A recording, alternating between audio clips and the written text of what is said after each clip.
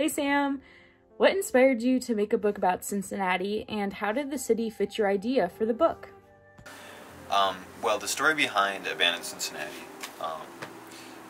is that I was approached year before last by a publisher who had seen some of my photos of these places, and they asked me if I wanted to create this book.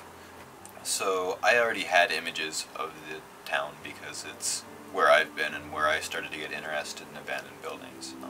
And actually, I started my interest when I was 13, biking past the powder factory, the Peters cartridge factory, on the Loveland bike trail. I started taking pictures of the outside and really got interested in the history and what was inside.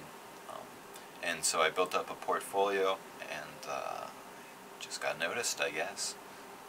I mean, the city is the driving force behind the book. And a lot of Abandoned Cincinnati is about the history and the stories behind these places. For example, the Crosley building in here. So the Crosley building was once Cincinnati's largest employer. It was built to look like a radio set, and it broadcast the studio recordings of musicians and interviews and baseball games, the very first baseball broadcast on radio ever, actually, over to the WLW towers, which were the strongest in the world ever, actually. Still not surpassed. So strong, in fact, that it could reach Russia as a sort of form of psychological dominance, if you will. This building was also home to innovations and manufacturing that helped the first Apollo missions, and eventually manufactured parts for the Apollo lander that ended up on the moon. There's a lot more history to the building, and I recommend you all Google it or check it out in the book. It's really interesting. And Cincinnati is filled with these really incredible spaces. What is the significance about the places in your book? Each of these spaces is significant in its own way, and some of them maybe have less historical significance, like some of the schools.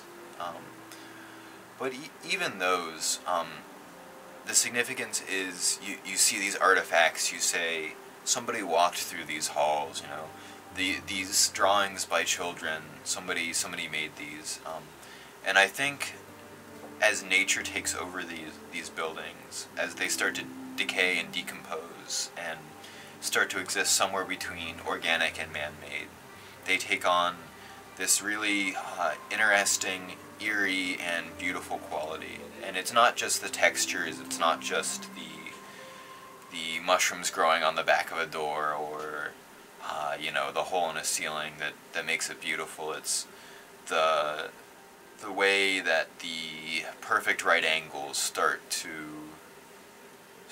bow, and the way that the building somehow exists closer to the state it was before.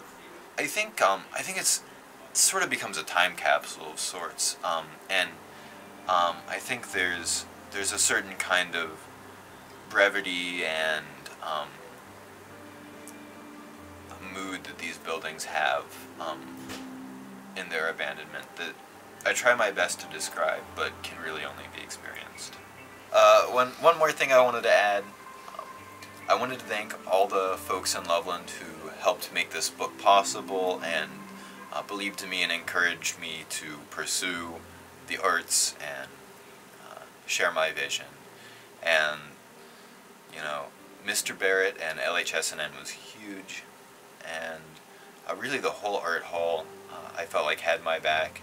And there were so many wonderful people too, all the folks in Film Club, and the many people who donated to this book.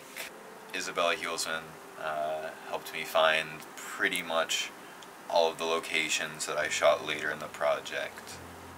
Loveland Magazine and the folks there helped me enormously with research. And basically I just wanted to thank the Loveland community, and I wanted to thank Loveland High School for pushing me in the direction to where this opportunity arose, and encouraging me to pursue what I'm interested in. And I want to turn that back to the Loveland folks and say, for it, you know? What's to lose? Follow your passions. If you're in high school, now is really one of the best times with the least responsibilities you'll have to explore things you might be interested in. So, you know, go out there, feel it out, try things, express yourself. Yeah, thank you all so much. Buy my book.